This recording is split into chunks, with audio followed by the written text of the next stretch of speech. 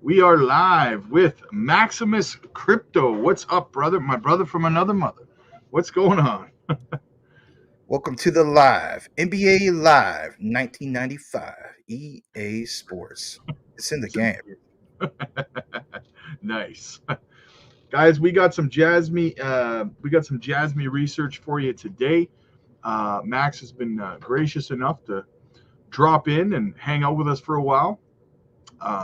We haven't been able to really connect for a long time, so it's nice to have Max back on the channel, guys. Make sure you go over and shoot him a sub as well. I'll put his channel up a little bit later, and yeah, let's dive right into it, brother. What do you got for us today? Well, quite a bit to get into, to be honest. Excuse me. So, listen, everybody. I've seen some of you guys, not necessarily you who's connecting, but people on X. I saw one particular person. He says, you know, uh, like, hey, what's going on? There's not much being posted on X. I think I was with you last time, Rob. I mentioned, why is it just Jasmine? There's other projects, solid projects, where you won't see a lot posted on X anymore. Like we point out in the past, like there's things like LinkedIn. Now I understand when it comes to Jasmine, they might not do the whole thing with LinkedIn, but this is worth pointing out. Okay. And we do have some info to get into, and that is, this is the most quiet Jasmine has been since the big partnership announcement of Panasonic. So that's worth pointing out. We're going to get into all the weeds of this, have quite a bit of, material.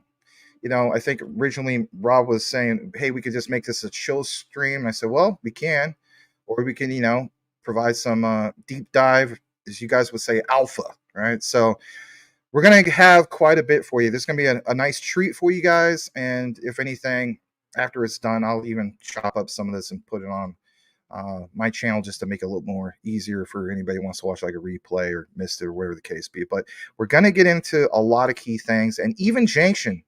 I had noticed on the Junction website there's a few key things that's going to benefit even people like myself, because I have a co-location. I have a dedicated server machine in the Chicago area.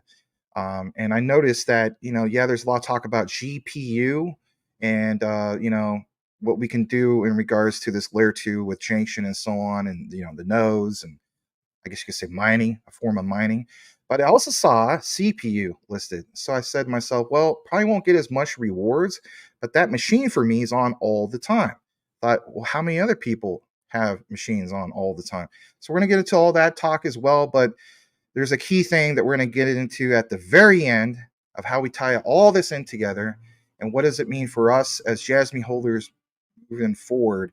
What is the magic thing that's been on the minds of everybody? So again, stay tuned. I'll give Rob a chance to maybe welcome some of you guys, and we're going to get into the material. It's going to be a good show. All right, yeah, we'll get into the chat real quick. Say what's going on. Be Easy in the house. What's up, man? Hey, Be Easy. Good to see you, brother. Jetpacks in the house. Robin Max, what's good? It's all good, brother. It's all good. Good to see you, man. Hey, Jetpack. Good to see you, man. A lot of familiar faces already. Be Sincere. You gotta give props to Be Sincere. What's up, man? Oh, he's great. Good to see you, Be Sincere. Always appreciate it, brother. And Doug's in the house too. Good to see you, man. Lots of familiar faces. All right, we'll keep jumping in and out of the chat as we kind of go along. Brandon, it doesn't matter who wins the election, crypto will explode. That's a very positive attitude to have, my friend. I like it. Doug, Robin Max, dynamic duo. Batman and Batman. There is no Robin. I would say you're the Superman, man. You're the one that's pumping the iron. You're doing it at the gym. Micro Dips, A-Team Live. Yes, back at it. Squirt Reynolds in the house. What's up, man? I can't get enough of the funny names I see on YouTube, man. Squirt Reynolds, and there's another one that the name is one of the members here. All the ducks in my pond keep getting eaten, or something like that. I'm just like, how do you come up with that? Multi-Planet Pro in the house. Rule Black, what's up, brother? Good to see you, man. Welcome. Guys, it's another channel. Brother Rue. Yeah, that's another channel, guys. You absolutely have to go and subscribe to if you want a lot of good Swift alpha. That is where you want to go, guys. You guys are always asking me for updates on Swift. That's where you want to be, guys. That is the spot. I'm telling you. I'm Robin Williams on Discord. Nice. Jetpack, it exploded before the election. Nonsense, and will explode. Yeah, I showed the charts for the 2020 election. It was a Democrat win, and crypto still went parabolic. So there's nothing really to to worry about. It's Robin Williams. Paul, what's up, buddy? Good to see you, man. Thank you. All right, let's get into the alpha. We'll get back to the in a little bit. All right. Well, I just want to, I do recognize that one avatar. I like that one of Palpatine, right? I have a gamer friend. His name is Ryan, and we always joke around. It's just like he does a perfect Palpatine, and he always says, "Do it, give it to the hate." It's horrible. But anyway, all right. So we're just gonna jump into it again. Smash that like for our brother Rob. You guys, I love Rob. He's awesome. He always gives you guys that constant daily JASMY coverage. People used to say, "Well, you used to do that," and so on. Well, it's try doing 3 jobs 7 days a week and trying to fit everything in. Something had to give. So I do try to cover JASMY as much as I can when I can. But there's some key things we're going to jump into. So let's see. Day before yesterday, it was with Rob on a surprise, live with him. We gave you a little taste of some of those things. I'm just going to reiterate some things just in case you guys missed some of that. So Lil Bidman was sharing some things with me. I'm going to jump into this. So I'm going to pull this up on your screen. And if anything, just kind of a reminder. Some of you guys already saw some of these key things. So what we have here basically, as Rob is pulling this up, is this thing called Bit Times. And in this publication, talks about, for example, cryptocurrency news, media, et cetera, et cetera. But is it not sharing for some reason? Yeah, it's not pulling it up. Oh, there we go. So no, it's not about autism services for children, but basically speaking, it's this idea of NFT certificates issued to, of course, safe drivers. Now, last summer and in spring and so on, there was so much talk about mind number cars, and especially the whole thing with Apple, right? So we now have some new examples, but what does it really all mean, and what does it mean for JASMY, of course, moving forward? I saw people like NeoXTrix post about this. I think I saw some other people of the community. But I want you guys to understand that when you see examples of Toyota Kinto conducts demonstration experiment of NFT certificates issued to safe drivers, well, you may be wondering, like, how does JASMY really come into the mix other than, oh, JASMY has something going on with, obviously, Toyota? Well, understand this. When we get into these experiments and these demonstrations, keep in mind that this is part of a car subscription service. And of course, is provided by Toyota Motor Corporation. More importantly, that dates back to roughly last summer. But look what it says. Demonstration experiment in June already happened to issue NFT certificates to drivers who safely and record those certificates, of course, on blockchain. More importantly, as we get further down into it, it says certifying safe driving based on driving data from subscription services or subscription vehicles. How many times have we seen examples from JASMY in regards to these quote-unquote subscription models? Now, what's cited here is the issuance in regards to NFT certificates. NeoXTrix pointed out, even on his X, about, Soulbound token, SBT. Some of you guys might even be invested into that. But what about the whole thing with JASMY? I'm with you. You got to keep in mind, though, that it has been reported that NFT certificates will in fact be used to create a system that makes various mobility services available at affordable prices. All right, well, we know about JASMY. We know about the whole thing of mobility as a service. We know about SaaS, software as a service. But your key highlight here should be this. and it's an overview of NFT certificate demonstration experiment. We use these as examples as we get more into this outline, because if you understand the concept of these NFT certificates, well, what does JASMY have to bring to the table? Which brings us to this. And it was the overview of that experiment. Are you aware that that particular experiment started in June? And if anything, it's going to conclude at the end of this month. Yes, November 30th of 2024. It talks about the target participants. But more importantly, some of the ones mentioned here, Prius, you get the gist. Now, here's the key thing. When we reference some of these terms, well, we have great researchers that come involved. Shout out to Houston, one of the best when it comes to JASMY research, part of the JASMY Underground Research Directory. He says, not that long ago, really, researchers zoom in regards to the images from JPYD, NFT's JYPD payment system. More importantly, what does it say? Employment, mobility, certificates, resumes, for example, into NFTs. Now, this is a good example because when you get into it, he points out the significance of employment mobility, proof of skills for example, freelancers, professionals, and so on. But when you get really into this and you see the whole thing of NFTs and certificates, well, we have visuals. And more importantly, not many people shared this. And number one, you'll see here, and I'll pull it up on the other screen to make it that much bigger.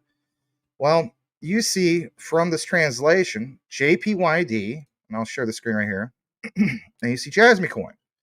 Well, what does this entail? What does this mean? Well, let's jump back.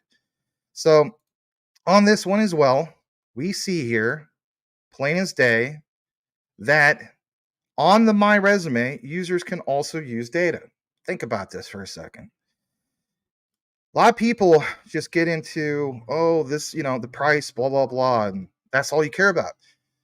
It's the utility that is important, because that future utility being, as I would say, put into motion.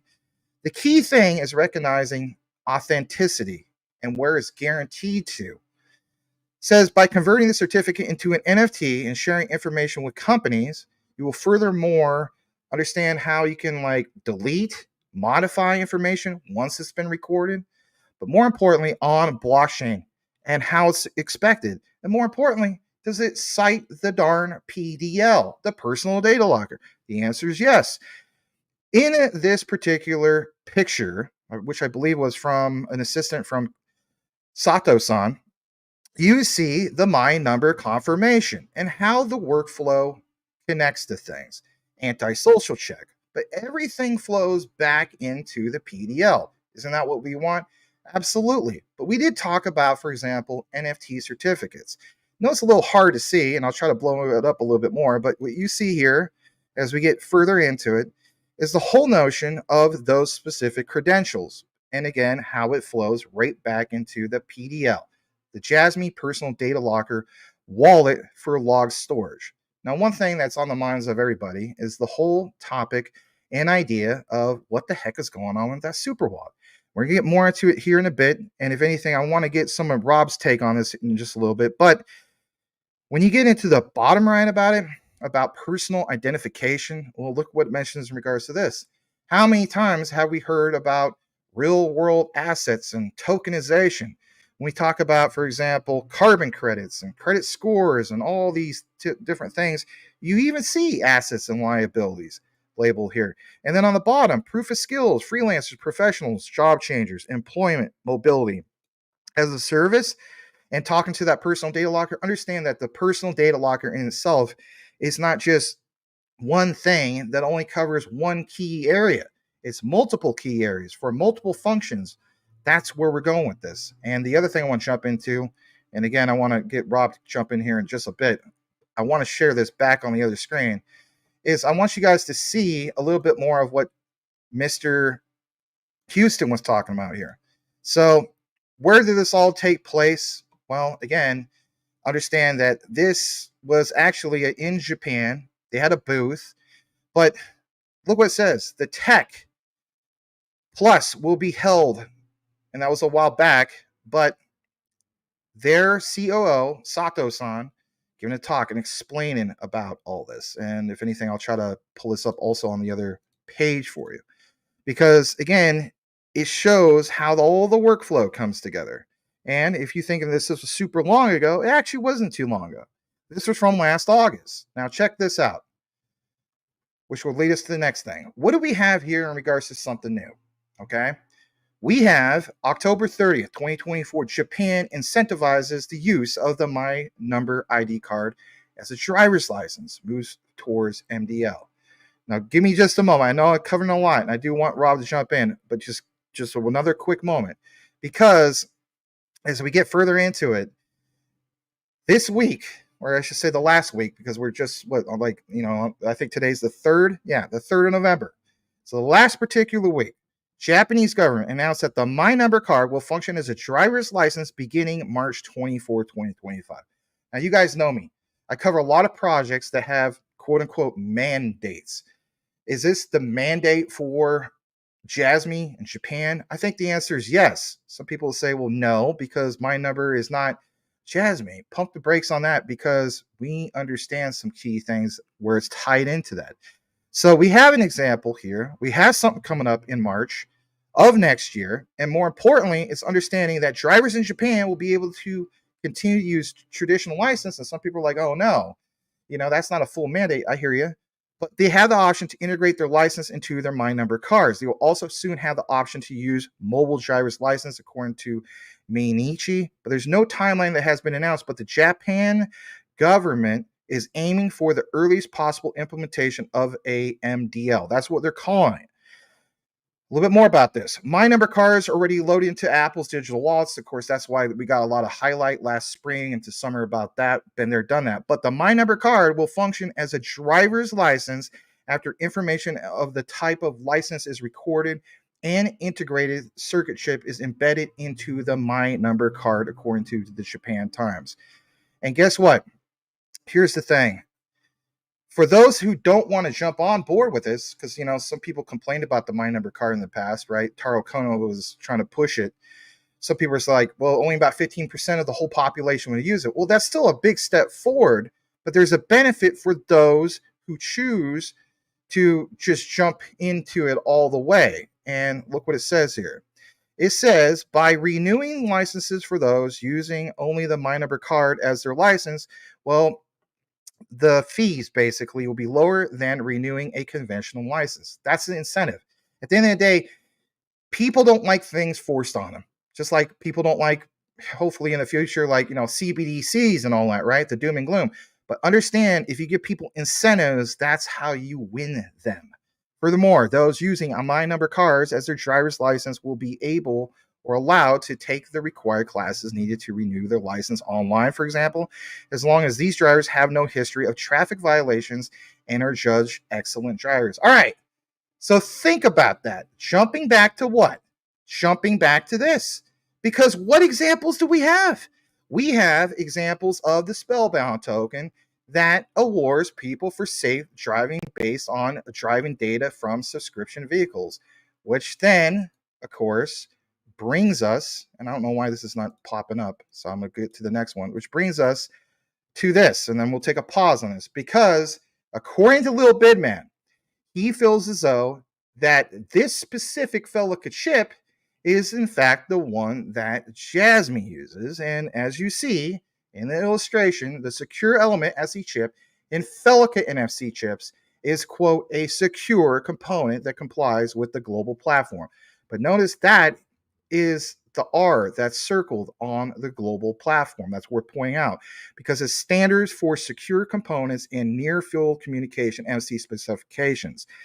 The SE chip enables Felica, and we already know where Tadashi Morita is in regards to that in his many patents, Type A and Type B communication with readers in stores. So think about that for a second. And with that said, let's take a pause. We need to hear our brother Rob in regards to this, because we're going to tie in so many more things and have it come all full circle by the end of this particular outline. I'm telling you flat out, you tuning in today, you got some great info you're tuning into. and especially if you're wondering what the heck is going on with Jasmy. Back to you, Rob. Well, there's a lot to unpack there, brother. I got a lot of thoughts on quite a bit there.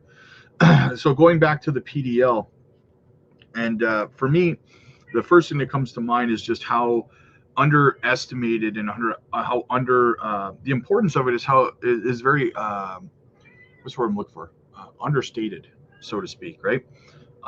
Whenever I see somebody who doesn't really do this kind of research, any kind of research onto a project like Jasmy, how many news articles do you see where they say, oh, Jasmy, they democratize data, and they just kind of glaze over it like it's not really that big of a deal, right? And they don't even touch on the importance of the PDL or the utility of the PDL moving forward, right? That they don't even scratch the surface on it. So that's the first thing that kind of comes to mind there. That's why I like what you brought up, right? More people need to actually understand the importance of data moving forward and the importance of a system like the PDL, to secure that data, right? And the use case of it. And as for the My Number card, you're talking about the incentivization of it. You said, I think you said 15% of people they said were going to be using it at first. Is that right? Right, and but what they don't realize is these incentives. So for the people that were criticizing it before, Taro Kono got heavily criticized, saying, you want to mandate this, but not everybody's on board with it. Well, at that time, you didn't have this incentive, right? Where it's like if you jump into this, you're going to get hit with less fees. I mean, I don't care where you are. You could be out. Why does Walmart thrive? Price. Simple as that. Price.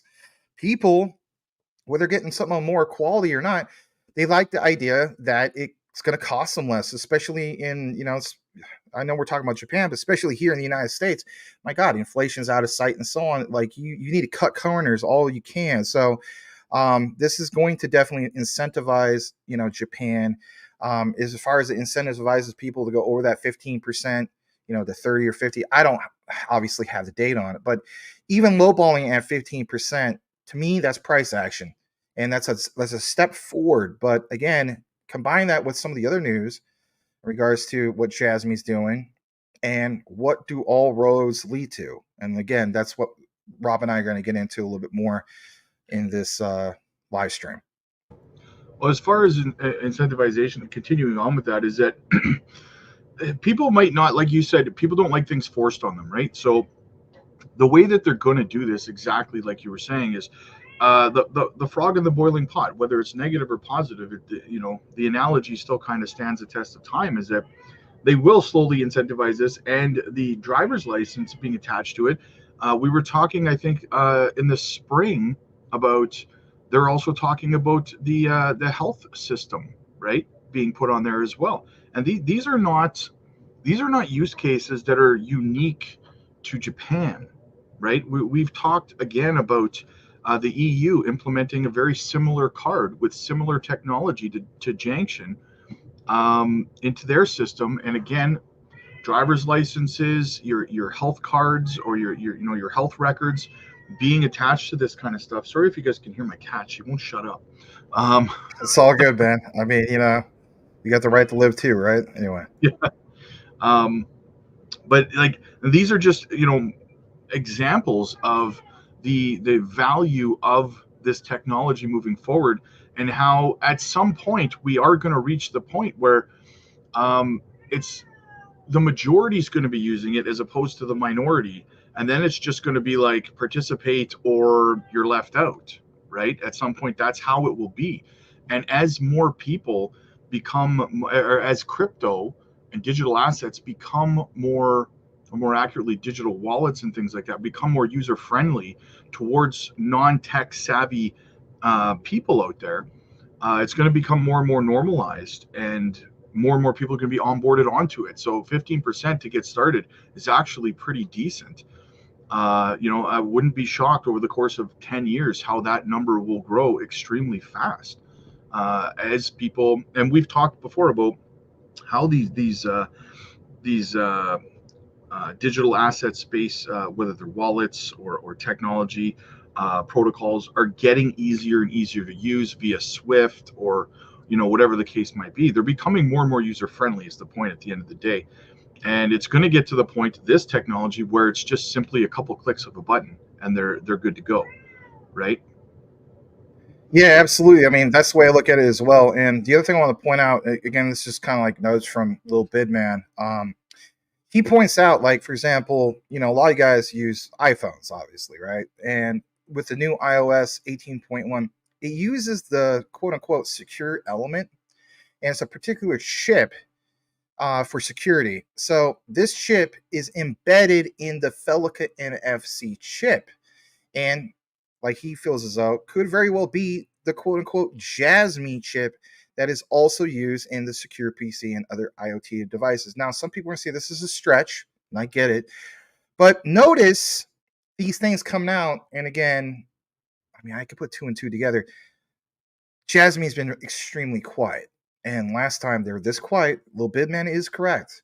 We got the Panasonic thing going on. And yes, as researchers, we already confirmed Panasonic long before that was an official announcement. So for me, when I see things like this and I get more into the weeds about it, I'm thinking to myself, okay, all right, I see you, Little Bidman, right? Like, I hear you. Let's share it, like on your show, for example. So the other thing I want to jump into, unless you got some comments you want to pull up, and I want to respect the balance of, live and, the outline and so on, is we're going to talk a little bit more about this whole thing with Apple and get more into it. But back to you. Yes? Well, I was just going to touch on a couple more things real quick to kind of close out what we were talking about. And sure, you brought me to March, and how this driver's license into the My Number card is dated for March. And you and I kind of touched on this last time as well the other day about how it's oddly convenient that it lines up perfectly with the integration of the My Number card into the Apple iPhone the same month, right? correct. You brought that up last time I was with you, day before yesterday. So yeah, that's definitely, like, I think I even used this quote of, is it really a coincidence? I mean, it's one thing if it happens once, right? But we see numerous examples of that. So I think you're obviously onto something. Timelines is, some people say it's buy the rumor, sell the news, but we're talking about entities outside of JASMY. We're talking about Apple, like you're talking about. So yes, absolutely, Rob. That's definitely worth pointing out. Alpha from Rob. The thing is that these companies, they don't announce things until they're ready to announce things. And I know that it drives the crypto, the crypto Twitter or whatever, X, drives us crazy because, but they have non-disclosure agreements and stuff like that. So, we start to see these things come to fruition when it's time for them to come to fruition, right? Yeah, and that's what people just don't understand. And it's no knock on anybody. I mean, it's like, before I even knew about crypto, everybody for the most part just knowing about Bitcoin. So I originally invested into BTC like in 2016, but as far as altcoins, that wasn't until 2021. But for my, for my master's program, for my MBA, you have to write like a proper business plan. Well, the way I look at it is, in the world of crypto, I mean, is simply put, a white paper is blockchain and DLT. That's your business plan. That's like a Web3 business plan, basically speaking. And so, in the past, when I had a couple of VCs approve my project, like I had to sign a non-disclosure agreement. You know what I mean? And I can imagine if I went further with the particular thing I was funding for, which was a video game, by the way. It was like there's things I would have been able to share to the gaming community, and there's going to be things I wasn't going to be able to share. You know what I mean? And those sensitive things that you're not allowed to share, like it literally says plain as day in the clause, includes social media. Well, Twitter, X, that's social media. So people don't really understand that because they go to X and they see, well, they're posting about this stuff before. Right. There's things they can post, right? And there's things they can't. But say what you want. People are like criticizing JASMY, and it's like, and that's okay. Maybe people are like, why you defend Harasan this much? Well, at the end of the day, I just look at like they are really quiet. and they haven't been this quiet, of course, since the big announcement from Panasonic. I don't have a crystal ball, but I look at things. So it literally boggles my mind when people attack Hara on X, because in my opinion, this is just me, maybe I'm wrong, he has got to be one of the hardest working individuals in the digital asset space this year alone. He's done like 15 to 20 AMAs across the board. He's been from South Korea to Vietnam to ETH Denver, all of Hong Kong, like everywhere. He's been at every summit, every Web3 event that he possibly can be at. It's mind-boggling how this man has been everywhere and done everything. His English has gotten so much better just in this year because of all the AMAs he's been doing and stuff. So it perturbs me, I guess, when I see people, attack him. I'm like, man, I don't see anyone else working as hard as this man has been this calendar year. Hey man, maybe that'd be some extracurricular video you put together. So, you do the I've been everywhere, man, and then it's just like show all the places he's been, ETH Denver, and going to Vietnam and going to, Taiwan, and just, everywhere, right? And just make a little 1 to 2 minute, video clip. And I don't know. No pressure, Rob. No pressure. Getting into, let's jump back into the comments real quick so we don't fall too far behind them before we move forward. Ty's in the house. James, what's up, buddy? Absolutely love what you both do to crypto space. Thank you, man. Thank you so much. Thank you very much. Craig, listen to all your videos. Both of you, thanks for all you do. Hey, thank you for listening to us. Otherwise, we're just two dudes on the internet talking to ourselves, right? So, right? It'd be like, Wayne's World party on, excellent. Like back in the cable access days, right? Anyway, I don't know how cable access was out in Canada, but yeah. William's in the house. What's up, buddy? Funky. James, thank you for all your hours of research. Ty, data is the new gold. JASMY is awesome. You're not wrong. You're not wrong. Crypto Kool-Aid, what's up, buddy? Good to see you guys doing a show again. Absolutely, man. Absolutely. Thank you. That's what we do. Can I just state this real quick? All right. Yeah. You brought up Kool-Aid. What's your favorite Kool-Aid? You like Kool-Aid, or you don't like Kool-Aid? I mean, I liked it when I was younger. Yeah. I don't think I've had a glass of juice in about 20 years. I hear you. For me, a lot of water. Yeah, I mean, I haven't had Kool-Aid in a while, but my favorite one was Purple Source. That's good stuff. Purple Source. It's grape with lemonade, basically. Yeah, I'm trying to think. What my favorite was probably some sort of tropical, mixed flavor of. Oh yeah, those are good too. Yeah. Like a punch. Gotta get me some of that. As Dave Chappelle said back in the day on the show, gotta get me some of that purple drink. Anyway, sorry. What do we got? TrueCast Bitcoin code. I don't know what you guys are. You guys kind of lost me here with this cat thing we got going on. Oh because my cat was down. Okay. I'm like, what the hell are you guys talking about a cat? I let her upstairs. Yes. I apologize for the cat, guys. She likes to chime in. She's dropping her alpha too, So bringing the alpha content from the duo, Rob and Max in the house. Yes, sir. Do we have any XCN whales in the house? I don't know. That's a good question. Let me see. JASMY volume up 82% today. Watch closely. Yeah, it's actually, we've double bottomed on there, but let's see if we got any questions. Maximus, this one's for you, buddy. What is your price prediction for JASMY? I know Rob's price prediction, but I'm curious what your price prediction would be. So I always state this, like, it's not a cop-out or anything. I mean, I think I've been pretty consistent on what I really feel on my channel in that regard. But I look at JASMY as literally being one of those blue chip assets. And I do think that, like, when we talk about the real bull run, which we've had taste of it, but we haven't had it like being like, how it was the last cycle, So earlier this year, we saw all-time highs for Jasmy as far as market cap goes, not price per coin. There's a difference. Of 4.4 cents.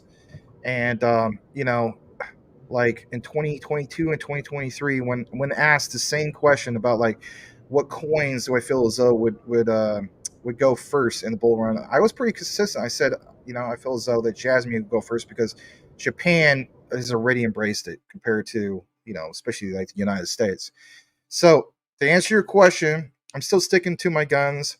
I do feel as though that I wouldn't say it's beginning of 2026 because again, Japan has a different kind of calendar compared to us. But maybe by late 2026 they hit those KPI targets. But I'm not into Jasmy just based off of that. I think also it's nice to have, I guess you could say, take profits at certain price levels. Um, I think especially by 2030, to me, 20, we talk about like there's never been a utility run. We could reference 4-year cycles, right? And recognize like, um, where things really went bullish, and parabolic, everybody wants the parabolic stuff. Let's just be honest. But for me, I think Jasmy is definitely part of that utility run. So I honestly think, and I know that I'm in the minority about this, but we've done so much research in regards to like, wow, look at this sector.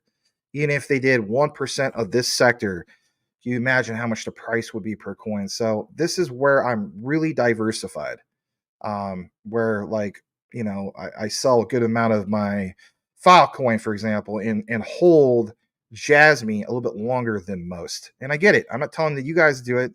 So for me personally, I think they hit those KPI targets, and then some. Not to quote. I always get these two confused. Not IC Amphibian, but Dip Metaverse. Dip Metaverse felt as though that a lot of people haven't done their proper research when it comes to Jasmy, understanding that it's like we could do some big things to get this thing to the top 10, and we already have close to 100% of it in circulation. We already have this thing in which is being built literally of a layer 2 solution because let's face it, Ethereum, ERC20 is just simply not going to get it done for Jasmy. So it's like to get all the ducks in a row. And yeah, people want to hear more about the Super Vault. We're going to talk more about that. But that's where it's at for me. So it's like, I don't know if it's end of 2026. Maybe it's a little bit earlier. But to me, that could be a little bit different thing. And some people feel as though like 2026, that's the end of, this particular cycle. Correct. I'm with you. But understand there is cycles to reference, which don't get me wrong, I study that a lot. And there is going to be a future utility cycle. And some people feel as though that particular cycle doesn't happen to the top of 2030. Where the case be, I'm prepared for some insane prices for Jasmy. And based off the research, I just feel as though that it's not 25 cents or, a dollar, during that particular time. So I have it probably higher than most. I hope that kind of answers your question, but for me, it's a blue chip. I mean, it's literally Jasmy has gone from top 20 for me to top 15 to top 10, and literally I have Jasmy, I believe, tied for number 3 if I'm not mistaken. So I have Quant and XRP tied roughly at number 1, and then I have XLM at number 2, and then I have Jasmy for long term at number 3. And it's because everything we research, man. So I know that's a long explanation, but that's where it's at for me. So I agree with you. And the thing is, I try to encourage people to evolve their mindset. Too many people get indoctrinated into crypto with the get rich quick mentality, and that's a meme coin kind of thing. And there's nothing wrong with that. However, for me, you want to steer away from falling into the girls' high school locker room mentality that you see over on CryptoX, that divisiveness, right? And you want to start thinking about it as in, like you see these multimillionaires and billionaires investing into stocks in the early 2000s and stuff like that, right? You didn't see them Granted, there was no social media or whatever, but you wouldn't have seen them. You don't see them now online, complaining and whining. What you do is you have to adopt your mindset to, I believe in the utility behind this company. I believe in the team behind this company. You do your research into that company, you invest, and you wait for your investment to mature. That's the mentality that I have. I think that's the way to success, in my opinion, right? But the key to that is staying on top of your research, staying on top of knowing what's going on with the team, with the company, whether it's JASMY or any other project, right? Yeah, 100%. I'm with you on that. All right. So what else you got for us, brother? Let's move along here. See what else is going on. All right, sounds good. So, the other thing I'm going to pull up is, again, a screenshot from Lil Bidman, taking over to this particular one. And the reason why this is important is back to, this update in regards to this particular, iOS update. Because like we just mentioned, iOS 18.1 uses the quote-unquote secure element chip for security. Well, that chip is embedded into Felica and NFC chips. And again, Lil Bidman feels as though that, this could very well be the JASMY chip. And I'll get into more of the fundamentals of where I feel as though he's right.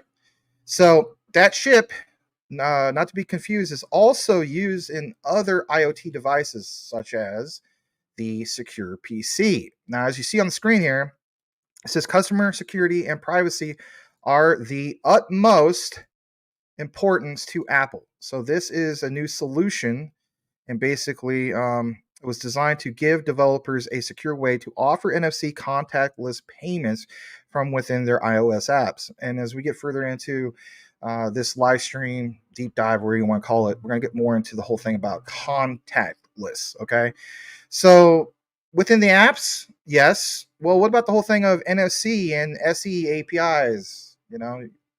Well, would that leverage the secure element? Think about the terminology here, everybody. Well, that's an industry standard, and its certified chip is designed to securely store sensitive information on the device. More importantly, it's understanding that Apple has very well invested significant resources. Think about this, everybody. This is not me saying it verbatim, I am, but these are things that were invested by them into resources, into designing solutions that protect customer security and privacy by leveraging many of Apple's proprietary hardware and software technologies. Say what you want. Look what's going on with Junction. It's not just about software, literally hardware. And we're getting so many examples continuously from Har in that regard, and the other gentleman that's teamed up with him, right? Which I'll share a little video. I think it's like maybe a minute and a half, 2 minutes from that particular gentleman. So what else do we got? Yeah, Bernard, exactly. So many names to remember. Anyway, so look what this includes. It includes secure enclave, biometric authentication, Apple service. I mean, think about the whole thing about biometrics and IoT. I mean, they come together like peas and carrots, as the saying goes, right? So look what it also mentions.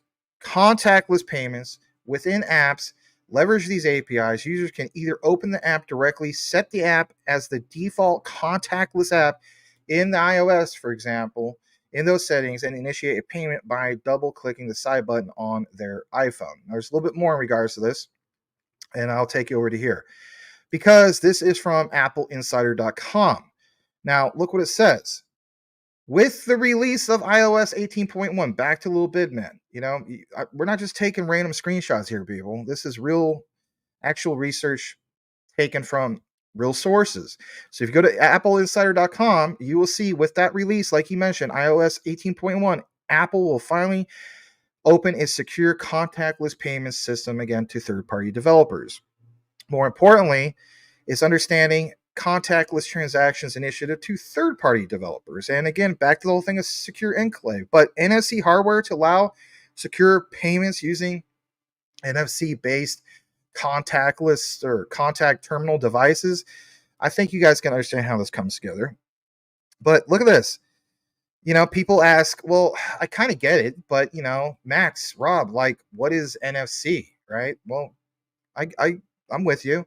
NFC is not a magical new technology. It's been around for a while, but how, again, do you leverage that? So it's actually a newer form of radio frequency identification, which is RFID, and it's been around for decades. But look what it says down here.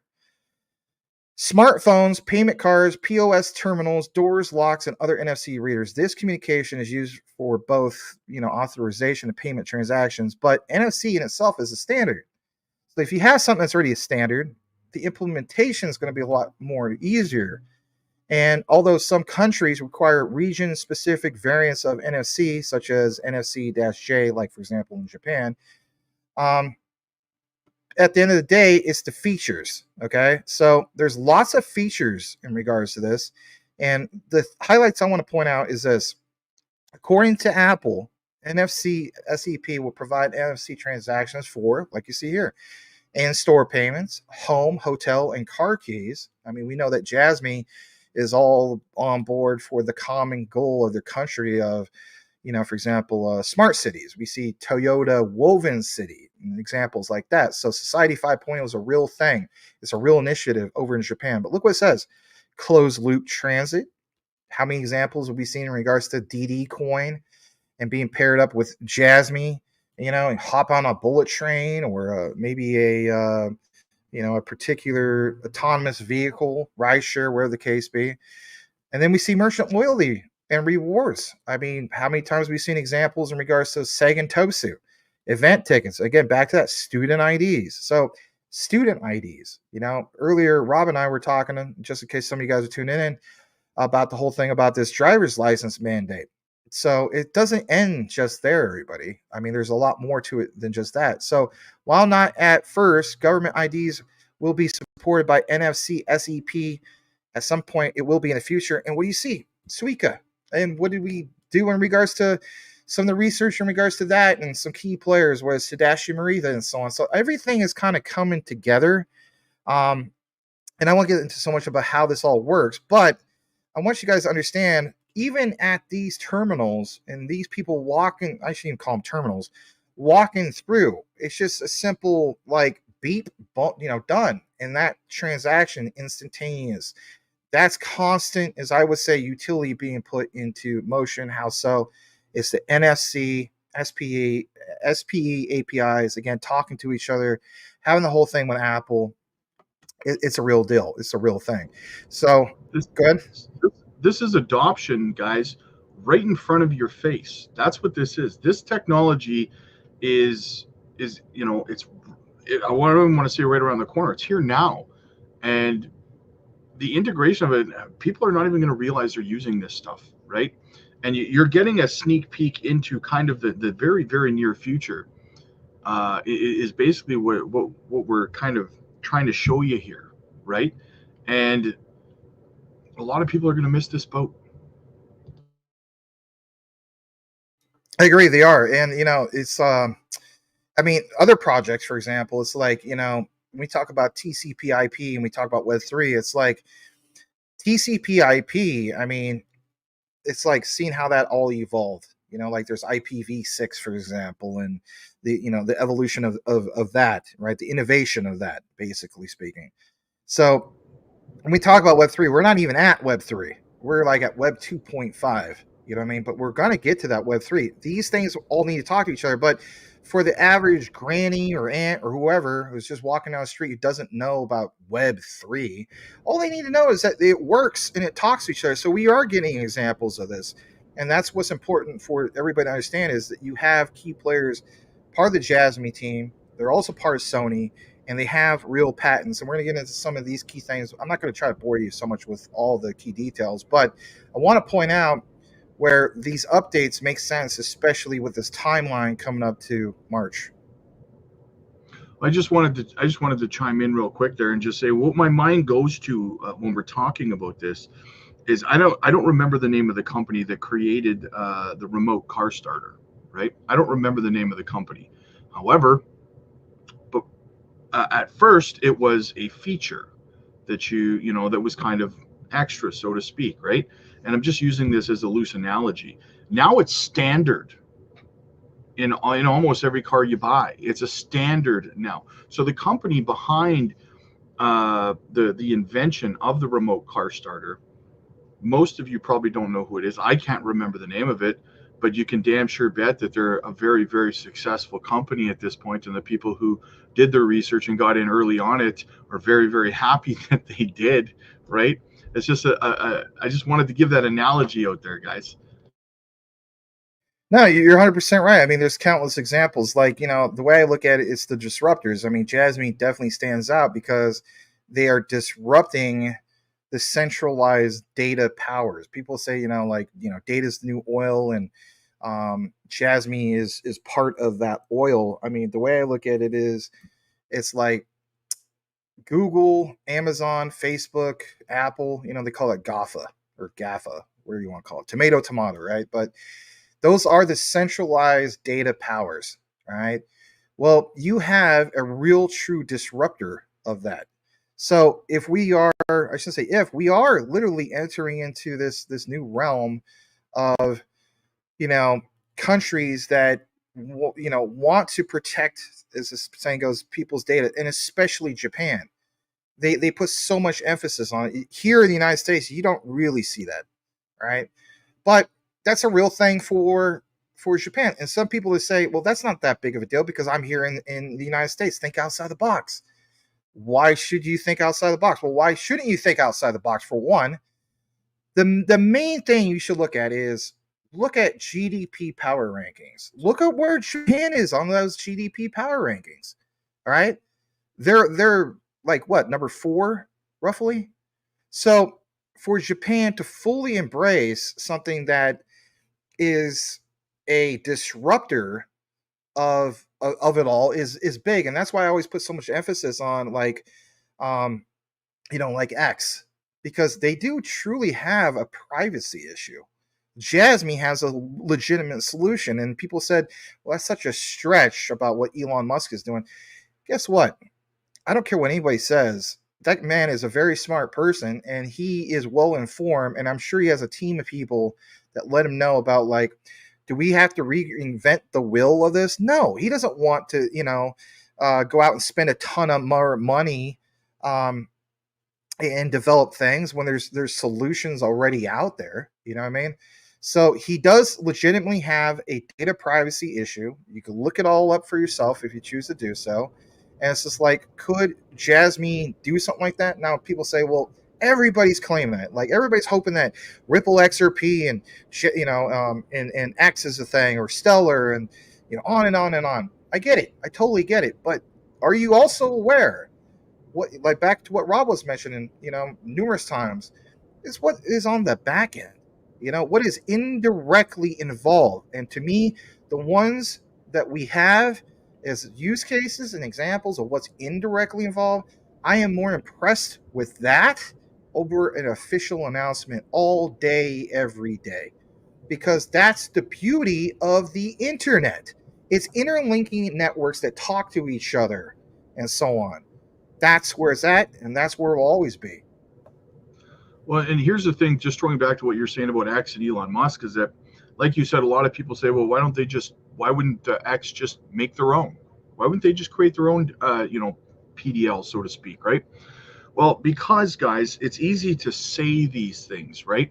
But when you really look into it, these big corporations, like people like Elon Musk run, they do a cost balance, analysis.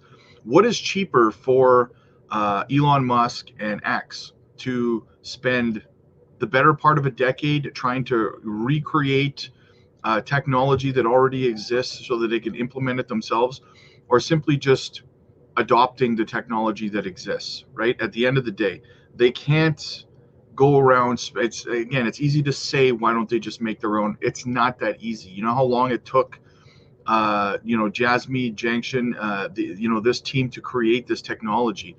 So that's what a lot of people miss, and it's similar with Jasmy, with XRP, all that stuff. People say the same thing about XRP. Well, why wouldn't the banks just make their own? Well, because it's not. They could just whip up their own, or something that that's taken over a decade to create. Right? It's cheaper for them to adopt this technology that already exists and implement it.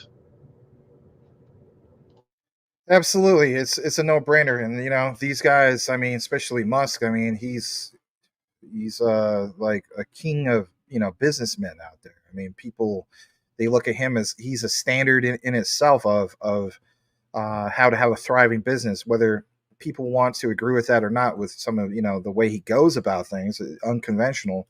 um I mean, last I saw on, heard on the radio, for example, um he was it like a few months ago, I believe, actually not a few months ago, beginning of this year, I think it was either February or March, finally turned a profit in regards to that purchase of Twitter, now known as X. Say what you want, you know, a lot of other businesses, it probably would have took them a lot longer to finally do that. So the other thing I want to jump into is just to give you guys a little bit of example, because we talked a lot about, Japan. I want you guys to see here, it's not just, Japan. So following the pressure to open up its iPhone and NFC payment processes to rivals across Europe, Apple has decided to bring the same features to more countries. And believe it or not, guys, it does include the United States. This is cool. European Union required Apple to allow rivals access to its technology under its recent Digital Markets Act. That's called DMA. Interesting, abbreviation, right? So now, having created what is described as a secure way to offer NFC contactless transactions, Apple is allowing developers in selected regions. And you see some of them. It's not just Japan. You see Australia, Brazil, Canada, where you're at, Rob, New Zealand, UK, US. So I think, if anything, this is a win moving forward. And more importantly, this takes us to the next thing, because some of you guys want something that's somewhat recent. Well, just a couple months ago, from Apple, believe it or not, developers can soon offer in-app NFC transactions using the secure element. Back to everything that Lil Bidman was basically talking about. And again, iOS 18.1, back to Lil Bidman. Because here's the thing. This pounds home everything that JASMY is involved with when it comes to the whole idea of Society 5.0. How so? In-store payments, contactless transactions, card keys, closed loop transit. You get the gist. And again, this takes me to this other area, biometric authentication. How many times over the course of a good 2+ years, myself and others of this research consortium have given you guys examples in regards to, what was it, Mofiria? I think that's the one, Mofiria, in regards to biometric authentication. So when we talk about the multiple layers of JASMY, we got that as well. Now take a look at this. Here's another particular thing I want to get into. This is again from Lil Bidman. He mentions this right here in regards to VIO. And some people also report this, and some people, let's face it, didn't. It's this case study. In this case study, not that long ago, everybody, I mean, a little over a month ago, but VIO, Kamatanda Town Hall, Wakayama Prefecture, accelerating digital transformation for local governments by providing one PC per office staff member. And you may think, why even point something this out? Well, I want you guys to understand, it's VIO, and we know about VIO, we know about Avita, we know about this whole thing about JASMY Secure PC. But as I take you further down here, how many times do we see Taro Kono talk about, going paperless? And, they finally accomplished such a simple thing of getting rid of floppy disk and, fax machines and all this crazy stuff. But promoting paperless operations by introducing large screen VIO Pro BM. Now, look what it says down here. I'm going to take you down to this. I know it's quite a bit to get into. But it mentions, for example, and I think I have the notes right here. Yeah. It mentions about their work, and it mentions specifically about this thing in regards to bringing VIOs into an assembly hall for regular council meetings before they can go paperless. All right. You may not think that's such a big deal. Look at this. As we get further into it, it talks about accelerating digital transformation due to the introduction of VIO, change employees' mindset. So again, why am I pointing this out? Well, think about Transcosmos, for example. Those are data centers, or not data centers. Those are, for example, I used to work at one many years ago. Call center, excuse me. I used to work at Best Western back in 2007, to 2009. So people need to understand is contracts. You have literally hundreds or thousands of people who work at these, call centers, and then they're under contract. So, for example, Best Western was under contract with Dell. This particular one, when we talk about, for example, Transcosmos, contract like Vio, Avita, where we're going with this, because again, JASMY Secure PC, that's each and every one of those particular laptops. Say what you want, that is a great example of utility in motion, because if anything, it's a mandate for all those employees to use that. Jump into the next part I want to share with you guys is some notes from Little Bidman, because he gets into the weeds about this. And he talks about the Information Cooperation Service. And it says the person in charge regularly has security issues. The problem is that when recognition occurs, there's going to be checks, balances, right? Information, but temporary storage of information on a portable server. Well, when we talk about the PDL, understand how we tie this in. It says only when the information is received, it will be automatically deleted by the system, and the operation and maintenance of the information linkage server is a contract that does not handle electronic data containing personal numbers in the contents. Again, back to the whole thing of the want and need for a personal data locker. And as I take you to this next part, he goes into a little bit more detail of some of the screenshots. Remember how I showed at the very, very beginning of our show that data flow taken from Sato-san? Well, look at what it says. The flow of specific personal information handled in the main system, think about that terminology, such as receiving on the problem handling server and registering exclusively for the core system on the terminal, is specifically described in accordance with the contents of the office. And when the subscriber notifying the application for documents issued by other information holding organizations are prescribed or attached, well, you understand how the information is queried. So they respect that data. They don't just let it just flow in and out, especially the unsecured areas. More importantly, back to this, it says here, for an electronic application, you have an electronic certificate or corporate authentication platform. Back to, let me share this real quick. Back to Houston. Houston was talking about this. And again, back to that flow. Why is that important? Because it's literally being outlined on how this all flows. This is why Sato-san was sharing the PDL function. And what do you see? My number confirmation, anti-social check, corporate intelligence. Again, it's workflows. It's all coming and being locked into the PDL. So it protects, again, that personal data, whether it's government, whether it's, just you doing something for your school, wherever the case be, you have that there. And what do you see highlighted? NFT, because it has a certificate. And we apply that to what we saw in regards to Felica and some of these other things.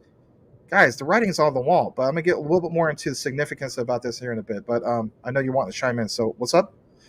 Well, I just had a little comment there. Yeah, it's, we're talking about, the governments. We're talking about the healthcare system, guys. We're talking about all crucial data, right? And being able to, this is going to be the standard moving forward. That's what people really need to understand. And even, well, I don't want to say even bigger than that, but something that's being very, very, I've touched on it over the last week, something that's being very understated is how it's also going to be implemented into things like the metaverse, right? Which is just another emerging technology and asset. And what do you think? What do you think you need? What's the most important thing getting involved into the metaverse? Whether you're a company, a business, a retail investor, they're talking about creating jobs in the metaverse. I mean, geez, in the last cycle, the government was talking about how to start taxing people who are going to be working inside the metaverse, right? What is the one primary aspect of the metaverse? That would be data. Absolutely. You're 100% right. And what I want you guys to also understand is, Rob was talking about the metaverse. You know how many times I come across people, and nothing against them, but people got this generalization stuck embedded in, ingrained into their head that the metaverse is just this it's only for fun and entertainment and video games. That could be further from the truth. It is so much more than that. It's, we talk about virtual malls. That's just one aspect of it. And where Jasmy will really stand out in the future is in regards to education. This is why I've done like 2 or 3 deep dives about the Giga School concept and education. So Sato-san of Sony/Jasmy has pointed this out in his efforts in regards to the Giga School concept, especially in Japan. So when Rob says, like Jasmy is really going to stand out in regards to the metaverse, yeah, absolutely. So it's what's already been built in it, if anything, where we're going to. Just because you don't see thriving economies, currently speaking, in regards to, metaverses and so on, doesn't mean that it's never going to happen. Guys, like when we say the writing is on the wall, I've used this example so many times, especially here in Phoenix. There's a place called Metro Center. I'm sure you guys have it in your own towns and cities or where you're from. Physical malls are ghost towns, right? And what do we see? We see a shift to the virtual ones, right? That's where the metaverse comes into play. I want to take you to this next part because I don't want this to fly past your guys' head. Go ahead. What's up? I just got one more little comment here. Yeah. Another popular fact from the 2021 bull run when it comes to the metaverse is that all of these major corporations, from McDonald's to Walmart to all this stuff, were buying or purchasing the copyrights to their logos and names for the metaverse. Why do you think that they would do that if this was not going to be a large piece of our society moving forward?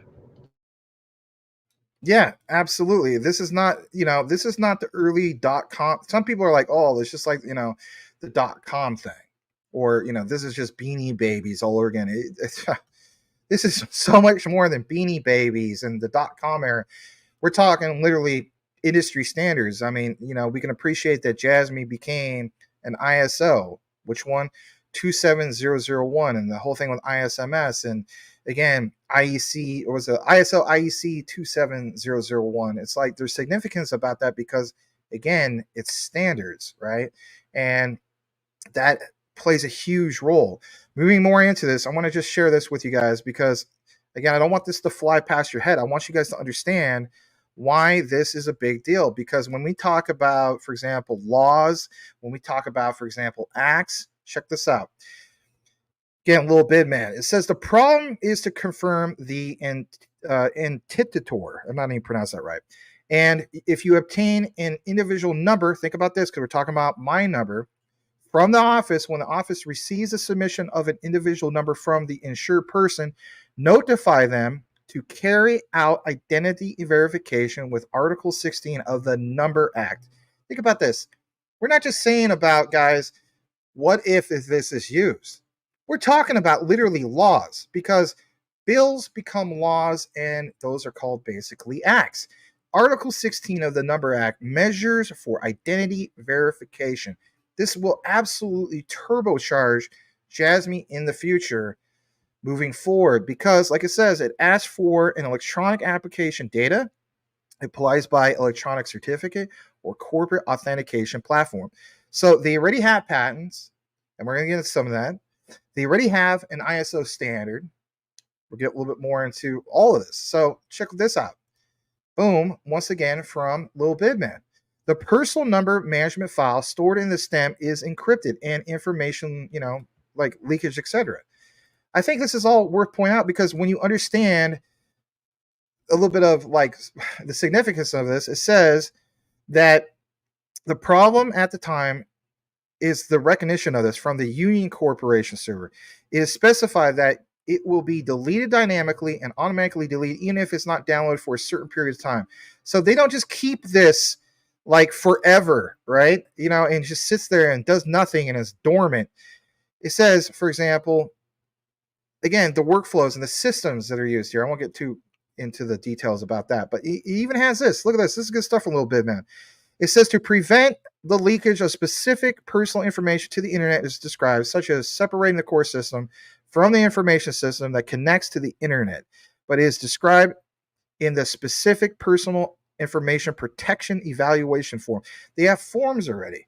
You know, they have obviously acts, laws in regards to the information and where it's handled by human beings and so on. But again, bottom part, important to make a system that appropriately implements the necessary specific personal information protection evaluation effectively when taking risk measures according to such changes in the factual relationship.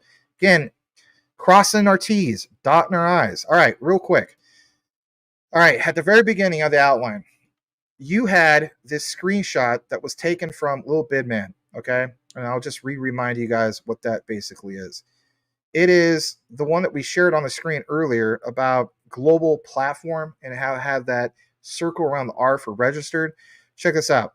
Global platform is an actual real site. This is just an example. In this example, you'll see driving information through industry-led collaboration. Talks about current members, and there's a lot of big members here. In fact, I'm going to show you some of the full ones because we were talking about Apple. So, boom, you see Apple. You also see, for example, some other key ones like in Beijing. You see, for example, Felica, because obviously we're talking about Felica. So for all the people saying, you know, the whole thing of Felica is just exclusive to Sony, and if anything, they're not going to collaborate with, you know, Apple because, again, this is just Sony exclusive. That's furthermore from the truth. Literally, go to these places and see it for yourself. It's part of the participants. And, you know, Google, when we add up all this, who is listed as some of the partners of JASMY's budget? Google. And again, it gets even better. You see MasterCard here. You see NTT. How many times did we cite NTT in, for example, JASMY? How many times do we talk about Qualcomm? How many times, you know, we talk about some of these other things, like especially when JASMY got sent twice earlier this year, everybody. And everybody, I'm wondering, why did it get sent? The talks about what, everybody? Those big announcements from Hong Kong, those big announcements in regards to Taiwan and Japan, and talking about JASM, not JASMY, JASM. And to see Hara repost that, again, he can't even talk much about it. He might have even violated NDA just reposting that. I don't know. But it was all the talks about semiconductors. And what do you see? NXP semiconductors. And what do you see in regards to Hara talking about all this talk about Junction and NVIDIA? I'm telling you guys, the writing is literally on the wall. And I know I sound a little hyped on this. I apologize. But for me, it's verifying all this and understanding why it all matters. Because boom, once again, Sony.net, Felica, contactless technology. And I'm not going to get into all this. We already been here, done this. But guess what, everybody? It's all there. And look at these examples. Look at them. Because you cannot deny this. More contactless convenience. And what do we see literally highlighted right here? NFC-based products. Sony will continue to create more contactless convenience. World's first contactless IC card chip to acquire EA LX or L6 Plus 2. And it gets so much better. Why? Look at this. Lil Bidman, once again. He posted this last year. People forget about this stuff. They do, and it's okay. JASMY has a modified Felica chip designed by who? The one and only world-renowned, respected Tadashi Morita. First worked on it at Sony, later at JASMY. JASMY's a league of its own. But look at this. Look at this darn grocery list of all of his accomplishments, dating back, I guess, apparently to the 80s. And do you see anything in regards to Apple? You do. Manager production engineering for Apple. So he already has not only did the whole thing with Sony, he even has some like this Apple stuff going on. Man, people just don't realize it because they don't take the time to look into it. And that's no knock on anybody. I get it. Not everybody has time to do this. But just to pound it home a little bit more from the JASMY white paper, just in case you're like, oh, I don't know. I think Maximus, he just is a weird dude with a so-called black beard and a hat. He's probably bald. But, you know, Mr. Morita Felica, project leader from who? Sony Computer Science Laboratories, responsible for the development of the SG service. What is the SG service, everybody? Smart Guardian. Felica is a contactless chip, for crying out loud. Encryption technology widely applied into Japan with a reliable security. This technology has ensured no occurrence of an information security incident in the past 20 years. So we talk about the internet of value. It's the internet of trust. This is why it's so important to understand that JASMY was the first to become regulatory compliant in one of the hardest countries when it comes to compliance, regulation, and so on. It's that trust, everybody. They don't want to see another Mount Gox incident and so on. So this stands out. And I know I'm getting really into this, but this is so good.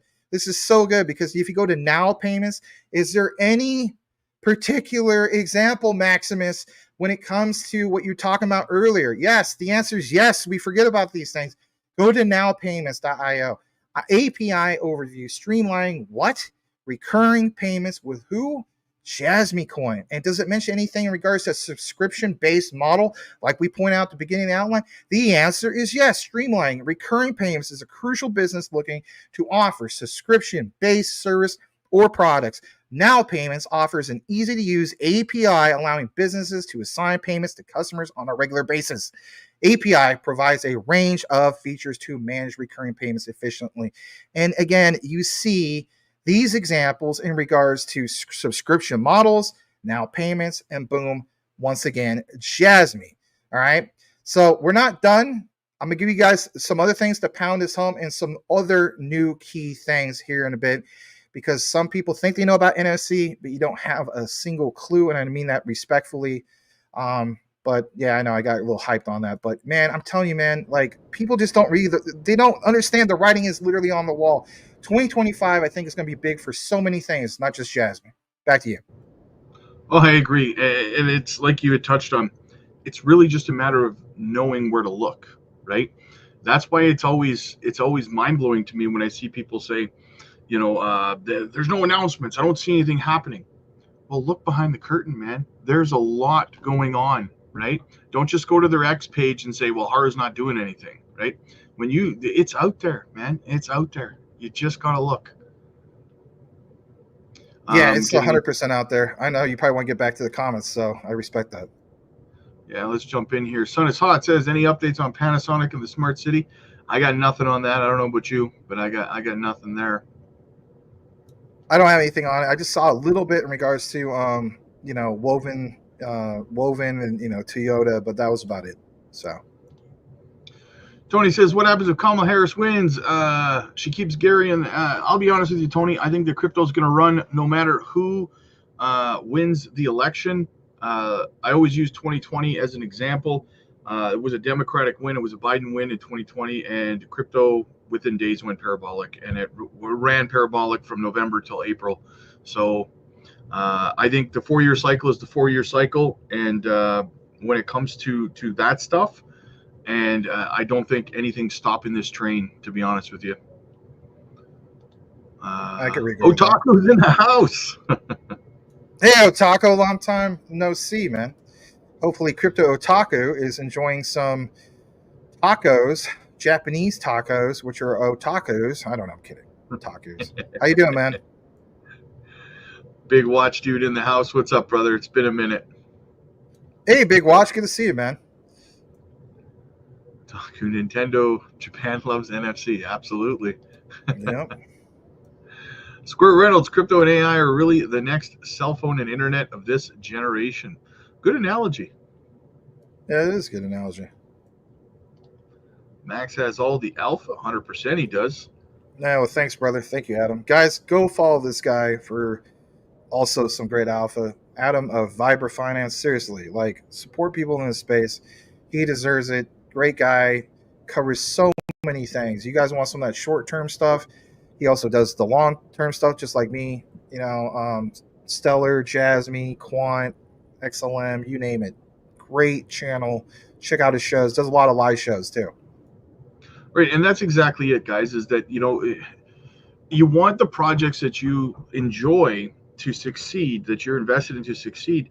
You got to support the people who talk about it and bring the right information out there simply by liking videos and subscribing, whether it's Vibra Finance, whether it's Otaku, whether it's Rue Black, Max, myself. Subscribing and clicking like helps push the algorithm out there to more people. There's a lot of people out there newer to crypto, and especially moving forward, that they're going to see a project like JASMY. I want to know more about that. Well, we got to push that algorithm out there, right? More coverage, more people see it, more wallets, more holders, bigger community. Things can tend to snowball simply by just doing your part and clicking like and subscribe to these guys' channels, right?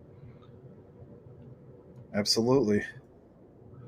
What do we got? Last bull run did wonders at putting regular people to sleep on crypto. Yeah, 100%. We're at that phase, right? If you were to become a creator in the metaverse, where would you use that? I'm not sure at this point. Maybe Sandbox right now. Oh man, there's a lot of different ones, and there's ones that have built out and they don't really got much going on. But some people think that the metaverse is just one platform. It's multiple metaverses. Yeah. You know. I was telling people when BTC was 20K that it wasn't dead. Yeah, hey, same thing, man. I remember putting on my Facebook page when Bitcoin was 15, 16K. I said, guys, buy Bitcoin. Thank me later, right? And I got laughed at. People, it's crashing, it's going to nothing. It's 70K now. I don't know what to tell you, right? Rob, I want to tell you something real quick. In the community, this I cover quant quite a bit. And, like some people point out, like quant stands out because of the whole thing of CBDCs. Quant's so much more than that. So when we talk about metaverses, I want you guys to understand this. All right. So there's multiple metaverses. There's not just one metaverse. Say what you want. One of the most awesome things also about quant with ISO TC 307, that standard in itself allows interoperability with all metaverses. So think about it. So if you have a platform, I should say a platform. If you have, let's say, for example, you have the Crypto Future 99 metaverse, right?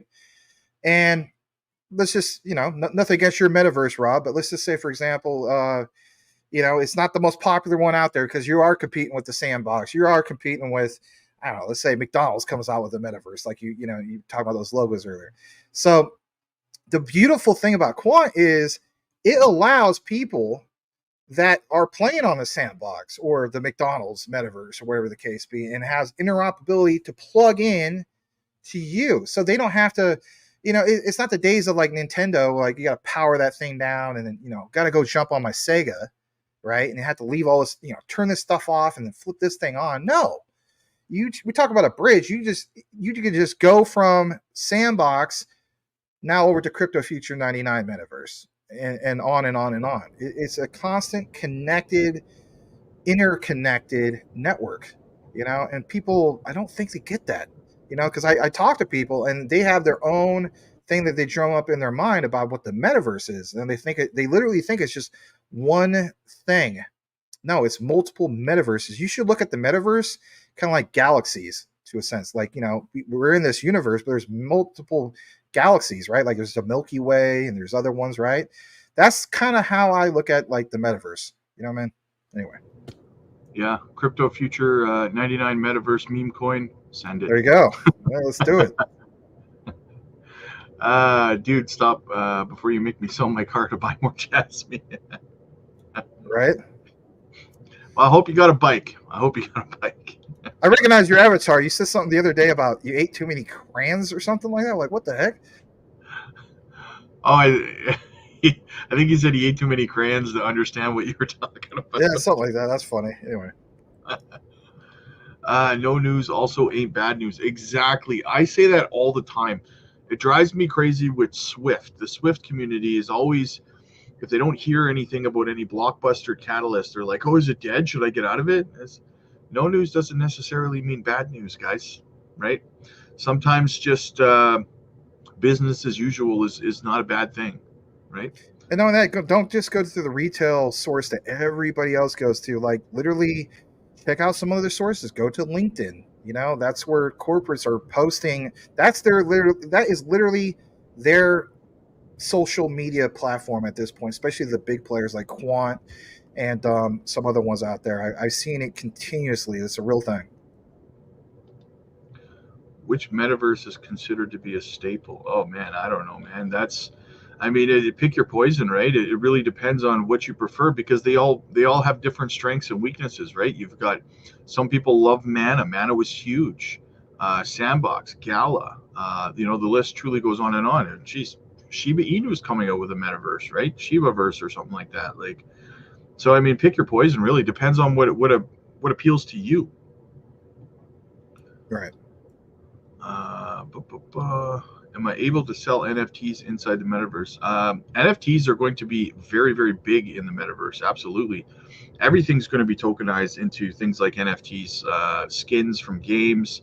I did a video a while back, or a live stream. I showed everybody about this new company. I can't remember the name off the top of my head, but they were literally what they were doing was they were literally connecting different online video games together, where you could literally you could be playing your game, and I showed a video of it. You could be playing whatever it is, a Tomb Raider type game, and then your friend hops on his headset and says, "Hey man, I'm playing Mario Kart Racing, whatever." Right? You can literally jump through a portal in your game with your character and still be your same character, and then you jump into the game that he's playing, and it's just like that's kind of the like Ready Player One style technology, right? And think about that integration, like you were saying, the interoperability between metaverses. That is a perfect example of how that kind of thing can be possible using technology like quants. Well, thank you. Yes, absolutely. That's massive. So I hope the McDonald's metaverse doesn't eat coli. What do we got? Rue Black says, yeah, I come on the day BTC went to 15K after FTX. People were convinced it was going lower. Yeah, man, I saw a lot of content creators at 15K saying, sell your crypto and buy back in at 9K. I was like, no, I'm good, bro. Or how about this, Rob? I think you probably cover this. Remember the whole thing with Solana? People were like, you don't want to be Solana's exit liquidity. How many people stated that? And look where Solana is right now. I mean, I get it. It's that trust, but it's like, I mean, again, if you would have came in to Solana at that time and bought, like, what was it, like as low as 5 or 6 or something like that, right around that range. Yeah, exactly. Anyway, crazy opportunity, man. Fortune favors the bold, like Captain Cisco says, right? Lord of the Realm, what's up, man? My two favorite guys get me bullish on crypto. Love when you guys are live together. Absolutely, man. Thanks so much, Lord of the Realm. Appreciate you, man. Good to see you.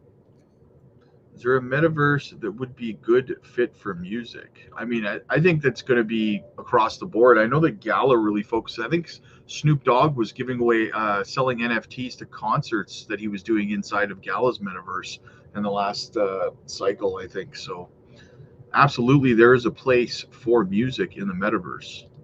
Yeah, and he's been real big on Sandbox in the past, gave it an endorsement. So I just look at it like, don't overthink it. It's just kind of like if you went to a physical mall, some people say, well, will this physical mall have better music than the other one?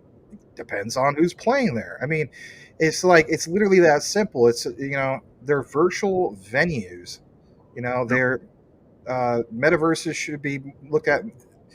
They're not just virtual malls. They're places for education. I mean, they could be anything and everything, which is crazy. I mean, like, virtual food courts, but literally if you order something there, then next thing you know, somebody's knocking on your door because they're here with your order, Well, Matt says BTC to $1 million per coin. I do believe that is an eventuality, probably not for a couple more cycles. However, I know that there's going to be a lot of people saying this cycle is going to happen. Don't get wrecked, my friend. Don't get wrecked. Right. All right. Moving along. You got any other alpha for us, brother? Yeah, this will be the last quarter of what we have. So, guys, just a reminder, unless you're driving, be safe. Got to make it to the finish line, right?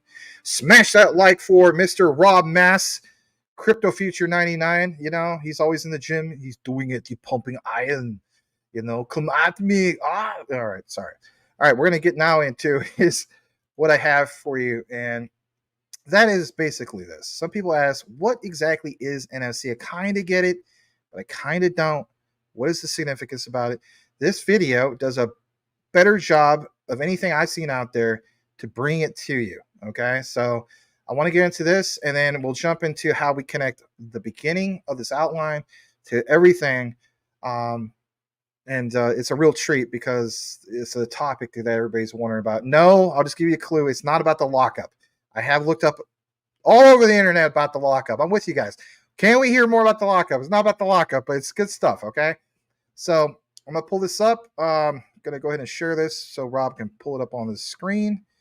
And yes, here it is. So what is NFC, mobile wallets, and mobile phone payments, how it works? Now, you may think this is silly. Trust me, you're going to want to know. So not too long. Let's go ahead and play this. And here we go.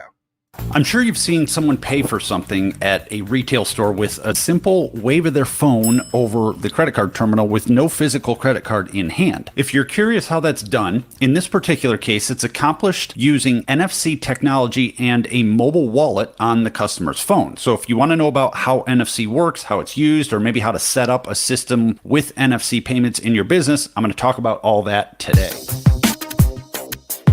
While most people have a smartphone, NFC technology is not exclusive to phones. Mobile wallets are indeed apps that live on your smartphone, and we'll cover digital wallets in just a minute. But NFC technology also exists in watches, tablets, and credit card terminals, as well as point-of-sale equipment. NFC technology is nothing new, and it's been around since 2007. So first off, let's define it. NFC stands for Near-Field Communication, and very simply, it facilitates the transfer of data or information from one NFC-equipped device or hardware to another. You can transfer payment data as well as general information such as contact deals or pictures and videos. NFC is a communication technology similar to a radio frequency or Bluetooth, except it's designed exclusively to only work within a specific and limited range. And in practice, this is often only about 4 inches of range or less. The vast majority of NFC use does involve a physical mobile phone, and since we're talking about payment data in this video, we'll apply this to the transfer of a credit card payment that is stored on the mobile phone inside of a mobile wallet to the credit card terminal or the point of sale device. So let's look at what a mobile wallet is. First off, as I mentioned, it's an app that lives on a smartphone. That part is pretty straightforward. The common popular ones that you've likely heard of are Apple Pay, Google Pay, and Samsung Pay. After the mobile wallet's downloaded onto the phone, one or more personal credit cards can be saved and stored on the app in a secure and encrypted fashion for future use. Credit cards are added to a digital wallet, oftentimes by simply taking a picture of the card and letting the app do the rest. Credit cards can also be manually entered into the mobile wallet. So how does a payment work? Well, in practice, when a payment's ready to be made, instead of the traditional swipe or dip with a physical card, the phone is simply held within 4 inches of the credit card terminal itself, and the two devices talk to each other via the NFC technology. When the phone is placed over the point of sale device, the credit card information that is stored inside the mobile wallet on the phone transfers to the credit card machine, allowing the customer to pay for their product or service. In some cases, and depending on the type of credit card terminal, the customer might not even need to touch the terminal at all. It's also worth mentioning, as a quick side note, that NFC technology, when it comes to processing payment transactions, is available on physical credit cards too. If the credit card displays the contactless payment icon, then the physical credit card can be used in the same way that a mobile wallet or digital wallet can be, in that it can be used just by waving the physical credit card over the point of sale device when prompted to do so. If your business uses a credit card terminal that is equipped with a point-to-point encryption software, the mobile wallet passes an encrypted token instead of an actual credit card number,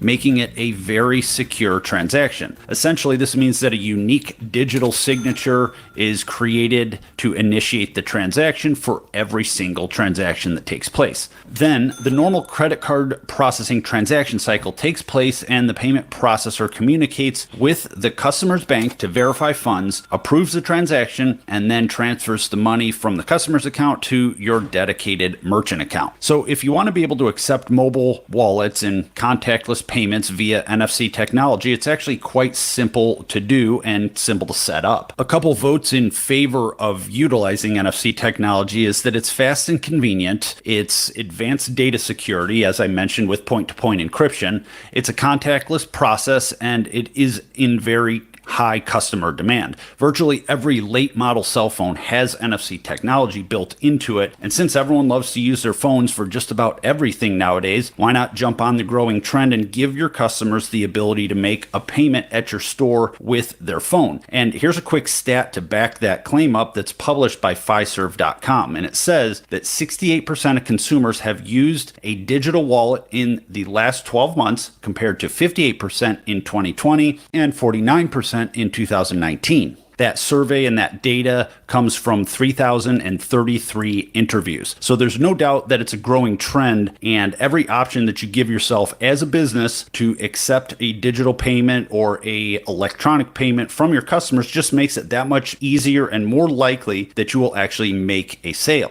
The more popular the trend becomes, the more that your customers will assume that they will be able to use a mobile wallet at your store. If you're old enough to remember the emergence of credit cards themselves back in the 70s and 80s, consider this. At some point, it became an inconvenience to shop at a store that didn't accept credit cards. If cash was the only option, people didn't like it as much. And as credit cards became more popular, people stopped carrying cash. Well, nowadays, people have stopped not only carrying cash as much, some don't even carry credit cards anymore because of mobile wallets. So are you following trends, and are you missing out on sales by not implementing contactless capable credit card machines? It's extremely inexpensive to get an NFC enabled point of sale system or a contactless credit card terminal in your store. So if you want more details about that, of course, check the links as usual in the description. If you learned something new today, please consider giving this video a thumbs up, share it with a friend. That's always appreciated, and it helps these videos get found. Once again, there's links in the description area of this video. If it was a cited link or video, be sure to check out the description area if you're doing research on this topic. And if you want to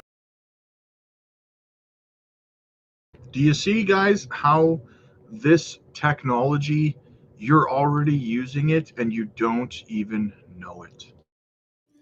Exactly. And, I thought this video was a great representation to show you guys just quickly how it really works. Now, you may think, I already know about some of this stuff, Max. Like, you always do this type of thing, and, that's why I don't watch you anymore. Scam. Well, check this out. I want to share this with you guys, and it's the significance of why I point out key things like this. And if anything, giving you something a little bit more recent, because everybody wants the new stuff. So you see from CIOdive.com, it talks about tap to pay and the rise of contactless payments. More importantly, what day? September 16, 2024. That wasn't that long ago, right? Roughly about a month and a half ago. All right, here's the significance about this. And I want you to apply this to not just JASMY, but other particular things. But since we are talking about JASMY, check this out. So as we get further into it, it talks about this whole thing of tap to pay. And I'll blow this up just in case you're a guy that's like, man, I can't see it. Can you just blow it up a little bit more? Absolutely. So it talks about contactless payments rapidly becoming the preferred method for in-person transactions. You didn't hear from me, from this, worldwide. And now, you know how we talked about MasterCard earlier? So as we know, even with MasterCard, I mean, man, they're killing it, right? Like collaborating. They got partnerships with Stellar. They got the whole thing with Hedera. I even mentioned the whole thing of Quant. So according to MasterCard, everybody, 50% of global in-person transactions are now contactless. And this trend continues to rise. Among the many forms of contactless payments, tap to pay stands out as a fast, secure, and widely accepted option. It allows customers to make purchases by simply tapping their NFC-based or enabled cards or smartphones on a payment terminal, offering a seamless experience that's hard to beat. So think about this. That's why we put so much emphasis on this. So to see JASMY part of this mix and the whole thing with Felica and the whole thing about 50% of global in-person transactions are already using this, this is a huge win moving forward, especially for JASMY. But what else do we have? Well, there's this. And this right here mentions some other key things. And if anything, this is from Brian. You know, we're giving all these brothers a shout out, right? So give them a follow at WC 3068. And when I finally put this all together in a chopped up version, I'll definitely tag all these guys. So We love Brian. Brian's the man, right? So Brian also recognizes the research of, Lil Bidman. And what does he cite? iOS 18.1. Developers can soon offer in-app NFC transactions using secure element. Oh, Max, that's why you mentioned secure element. Yes, paging whoever is not listening. Yes, absolutely. Because look what he mentions, guys. JASMY patent specifies that the first private key is stored in a secure element and can be only accessed by the read/write unit, and is cited from another awesome human being, IC Amphibian. See how this all works? We have like an all-star group of researchers in the JASMY research consortium community, right? A little bit more about this, guys. This is good stuff. So just tune in. You're going to love it. And by all means, you didn't catch it all, you can always watch Rob's replay. I'm going to be chopping up on my channel. It's going to be great. So look what it says.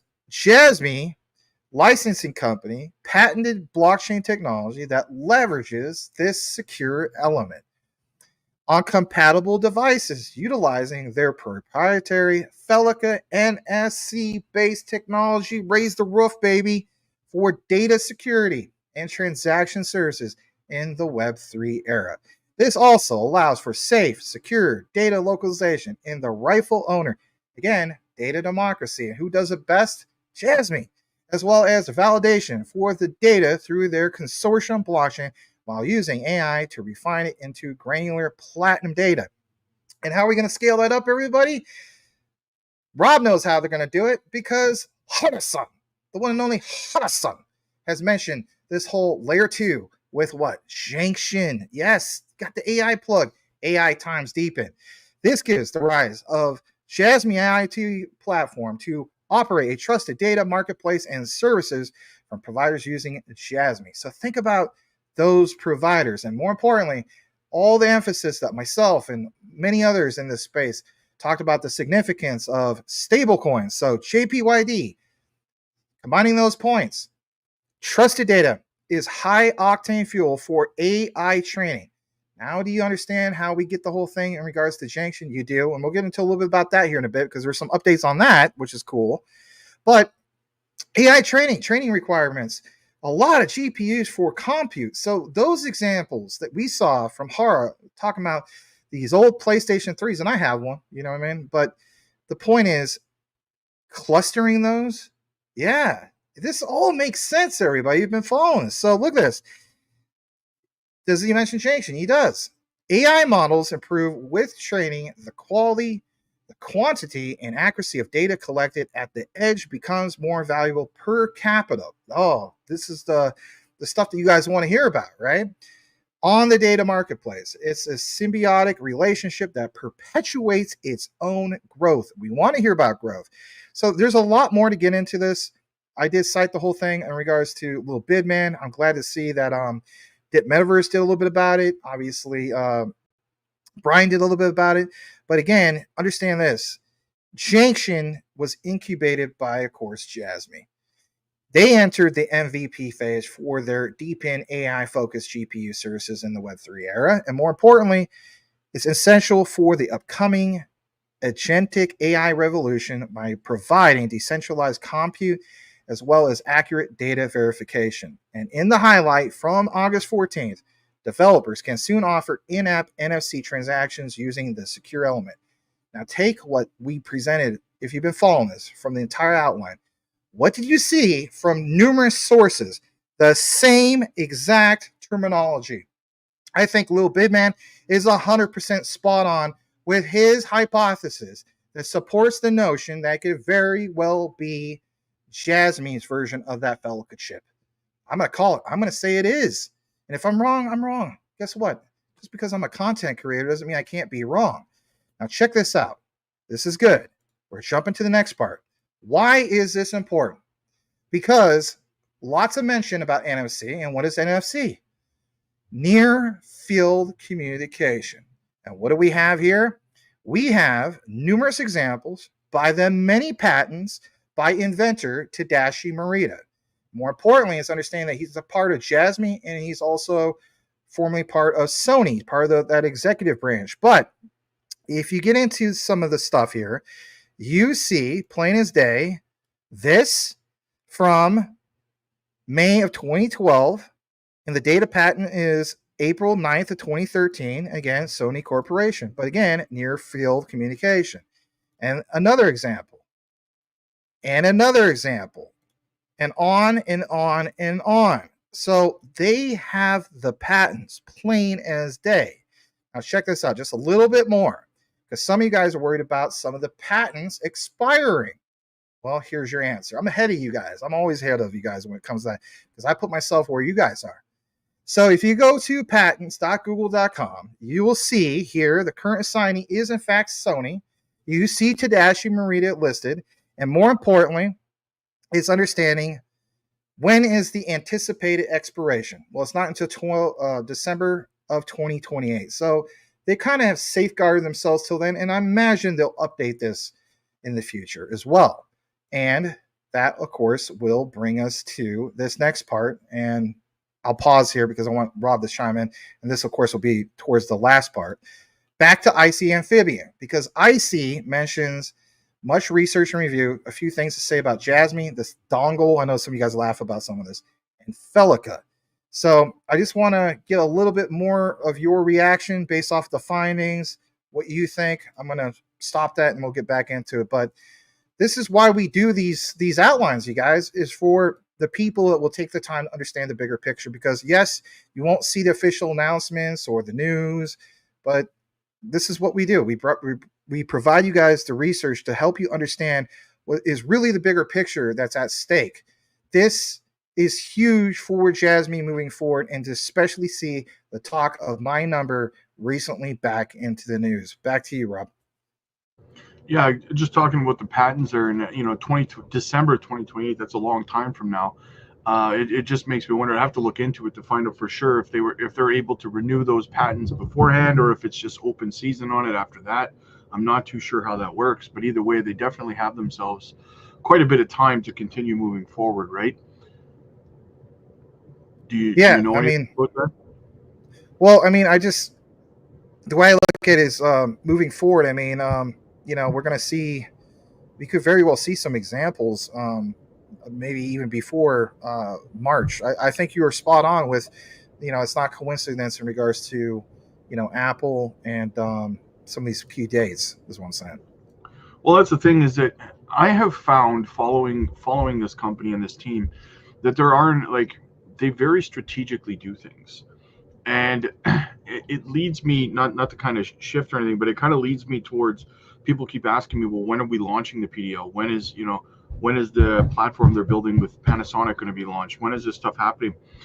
And I don't think that they just randomly launch things. I think that things are definitely strategically placed, just like last March when they had announced Panasonic's partnership and the shift in the market at that point in time, JASMY running up 500% around that time. And I don't think that when it comes to this company, anything happens as coincidence or an accident.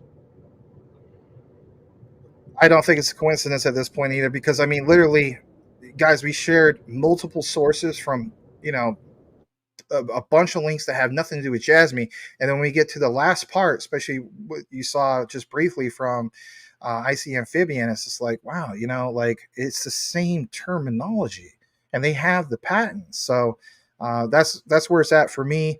I'm going to bring you guys just a little bit more when Rob is ready. It's just it's not that much more, but it's getting into just a tad bit more to tie in the whole thing of Felica and Sony. And then I wanted to give you guys some updates in regards to what I saw from the Junction site, because they did do some minor updates I wanted to point out that I think there's some significance there. Bring it on, baby. Bring it on. Okay, cool. So what we're going to do then is just highlight just a little bit more from IC to wrap up the Felica segment. So here is a little bit more about what we're talking about. So it says here, in that regard, this part. So, he mentions the dongle. I mean, I remember, on my PS3 to make my, my Rock Band and my, Guitar Hero devices work, you would use a dongle, right? So IC mentions that a dongle is a physical device that you plug into your computer's USB. I mean, some of you guys are familiar with this, to enable more functionality, typically some kind of, data transfer and security key. Now listen to this, because we talked a lot about NFC. So mobile NFC-F, Felica, think about this, near-field communication is a contactless smart card system specialized for mobile services, or mobile devices, excuse me. Most of us have been using it via systems like Apple Pay. Again, back to the example we saw in that video. But Sony had built it in regards to Felica port into VAIO PCs. That's why I brought that whole thing to you guys in regards to VAIO. There are also external USB Felica read-write units, slash dongle. Now, based off of what IC Amphibian has shared in the past, what he has seen is the triangular JASMY computer in patent images, which, we're going to get into that here in a bit. The significance is that in the video of a woman jogging, then uploading her data to a network, JASMY smartwatch communicated with this computer wirelessly. This is good stuff. A lot of you guys don't see this stuff. You only see like, oh, here's what's going on, on the chart. And, that's no bash on Rob, but you know what I mean? Like the typical stuff that you see, or like, it's just the same stuff, right? But you don't really see. Oh, sorry. Anyway, it's just it's just some of that stuff where it's like you don't see some of these images. You got to see some of these images.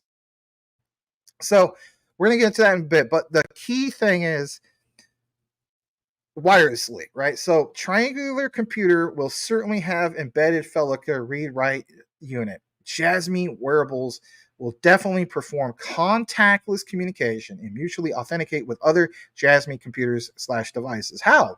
It's already been written, right? This has already been, a thing that we talked about numerous times on how it communicates. But this quote, a function to connect devices registered on a network to their owners without additional authentication by using a secure knowledge communicator called Know Your Machine, KYM. Now look at this. It's a function that allows for the device to interact with the owner, such as sending and receiving data remotely. More importantly, quote, identification information of the device's smartphone and wearables that are paired with the subject's laptops. Now, we'll talk a little bit more about the whole thing with smartphone. You guys already know where I'm going to go with that. But Icy says he's seen or thought of two possible scenarios, one for wearables and one for the secure PC. Now, this is a little bit of speculation, but is it? Listen to this. Number one, and this is where I point out, I don't want to just skip this. I know I'm reading a lot verbatim. The dongle is an external Felica read-write unit for JASMY wearable, working with your wearable personal PC and downloadable JASMY software. I think he's spot on with this. Listen to this. This could eliminate the need for the triangular computer, reducing costs. I mean, if you think about that, okay, fair enough, Icy, right? Number two, the dongle is a BIOS shield for secure PC, enhancing security measures and enabling multiple users to access secure PC with completely different levels of access to hardware and software for companies. Think about this, you guys. Please, just think about this for a moment. All these examples that we recently shared, and these are recent examples, like not, posted not that long. Icy posted this June, I believe. Yeah, a while back, right? Like definitely a while back. Yeah, June 25th of 2020. Think about how this is aging. Because now you see, in my opinion, this is coming into fruition. You see multiple examples of other developers and third parties referencing literally the same thing. Now, just real quick, let's get into this part. So it enables parent controls for families, and we can see it in the Janus technology, right? Metaverse had this discovery a while back. But back then, IC submitted this question to, for example, Harasan. Now look at this for a second. I got to blow this a little bit better, bigger, and zoom in. I want you guys to see this firsthand, because sometimes you may think I'm just, talking out my you-know-what. But I'm not, because I also cite other people. So you see what's highlighted in orange about an electronic computer. Let me just zoom in that much more, okay? And you see here, JASMY Co. Limited, all right? So there is that. Now, as we zoom out a little bit more, let's share this. You see also these quote-unquote IoT devices, okay? Now watch this. Let's jump back. We get further down to there. Let's jump back to Brian. Brian, now he's citing Brian here. Brian points out in June 22nd, 2023, if there's one thing he loves, it's a fresh perspective. Again, I want you guys to think about these perspectives and how it's all being pounded home. If there's one thing he loves, fresh perspective. He thinks that the dongle would be in the form of a USB to plug into the JASMY Secure PC. However, thanks to KR Finance, Jesse, shout out to brother Jesse, which I said, you're going to probably see a lot of Jesse when it gets real bullish, right? Anyway, it's all right. That's all changed. And of course, he had a video where he highlighted something he didn't even notice. And if anything, you see Hara, and it says challenges for data locker equipped with IoT devices using Edge AI. Now let's blow this up a little bit more. Put this on the other screen real quick.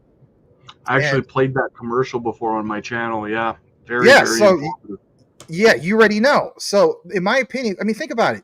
Everything recently, Rob, that has been shared, because I mean, let's face it, we were getting updates in regards to all this my number stuff only about 3, 4, 5 days ago. Okay. So think about all the research that was shared well over, let's face it, about a year and a half ago, give or take. And then now you see, in my opinion, this is confirmation. Okay. Because challenges for data locker equipped IoT devices using Edge AI. To me, this simply matches up. I mean, it's a no-brainer at this particular point. And again, this is why I want to share it with you guys. I'm going to jump back to this. And even Houston, he definitely needs a little shout out in regards to this, because he mentions in a 2019 article, the My Number cards, which are accepted forms of identification, include a Felica-enabled IC chip, as well as information and a picture of the card holder. And it's like, okay, what do we have in regards to this? Well, he goes into the whole thing of, what's a PC, or the whole thing of like we're talking about tonight or today in regards to NFC. Japan is definitely looking, at least then, to expand compatibility to iPhones by creating a My Number card app that will leverage enhanced NFC tag reader support. All right, all these links say about leveraging it, say about going with these third parties, giving more support for developers. So all of this, in my opinion here, everybody, absolutely 100% came to fruition. So the last part I have with you guys is the whole junction thing. But man, I mean, the way I look at it, the next step forward is it's got to be the super wallet. It has to be the super wallet. All roads point to that, because that is I think, honestly, I don't have a crystal ball, but they haven't been this quiet since the whole thing of, oh shoot, you got to wrap up, my bad. Well, anyway, they haven't been this quiet since, Panasonic. That's the point I was trying to share. I'll probably share the whole thing of Junction on my own end, but glad to be with you, bro. Sorry, I didn't see that message until now. Well, you're exactly right there. To touch on what you were just saying, though, is that every time I've noticed, every time they get quiet, they have some big announcement. C2E, Panasonic, so on and so forth, right? It lines up. I would not be shocked to see the super wallet be announced out of left field. And all of these people were complaining about it and stuff, saying like, where's the big announcements? What's going on? It's gonna hit you right between the eyes, man. Right? RKO out of nowhere. Yeah, great way of looking at it. Well, guys, I want to respect Rob's time. Apparently he has to get going. I'm glad to be here with you guys to collaborate with Rob. And, all I ask is, if you're not familiar with my platform, maybe come check me out. You can follow me over on my channel. Just type in MaximusCrypto 2690 and you'll see my channel. Well, actually, I'm going to put it on the screen for you guys, because you have to go there, guys. So this is the channel right here, guys. You got to make sure that you go, you subscribe. If you want all of this, like this was just a little, guys, this was just like a little drop in the bucket in the ocean of deep dive research, not only into JASMY, guys, but quant. We've talked about this before, right? A lot of quant, a lot of JASMY, a lot of Stellar XLM, XRP, BSV. Great research, guys. I highly recommend that you go check this out. Max, not only a good researcher, stronghold, right? Not only a great researcher, man, but swift, you know, but also, you know, just a great guy, a great, you know, a trustworthy guy that, you know, is going to give you that alpha every time. There's a reason we became good friends so quickly, right? I just want to point this out on that thumbnail you saw where it says $20,000 XRP. That wasn't a price prediction, everybody. That was for a giveaway of $20,000 worth of XRP on Uphold. So that wasn't me just going completely bonkers. No. You predicted a $25,000 XRP. That's it. Too bad. I mean, I'd like to see it go to it, but anyway, yeah. All right, brother. Awesome. We got, you know what? We got to start doing this more often again, man. So that would be amazing. Absolutely. Well, it's been great, guys. Thanks for having me.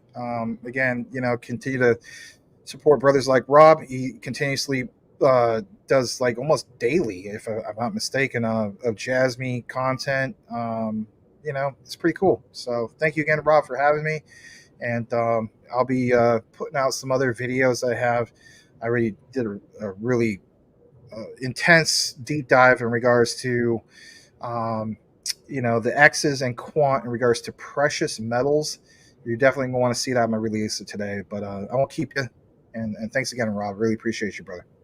No worries, man. I appreciate you coming by. All right, guys. Thanks a lot, bro. You're welcome.